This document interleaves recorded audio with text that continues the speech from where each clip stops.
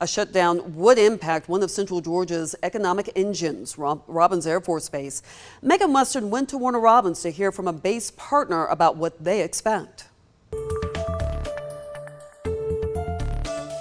Robins Air Force Base is still looking for direction as they prepare for a possible federal government shutdown. The base employs over 22,600 people, by far Central Georgia's largest employer.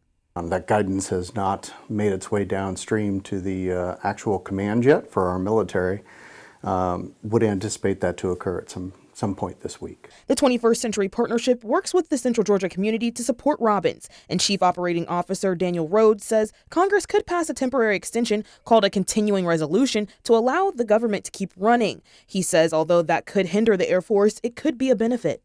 At least then they would have something to go on, and most importantly, our troops, our young airmen, our federal civilians would continue to get their paychecks. However, if there's no budget deal, all non-essential workers would be furloughed. All your military folks are going to be working regardless. They're just not going to get a paycheck. But he says the base still isn't sure who would be affected. It depends each and every time that we do this. They have to go through and determine how many people are essential, how many people are not essential. So that determination has not been made. In 2019, Congress passed the Government Fair Treatment Act. This requires both essential employees and furloughed workers to receive payment after a shutdown, but there's no way to know when that will be. That can be devastating. Rhodes says right now they are hopeful and waiting.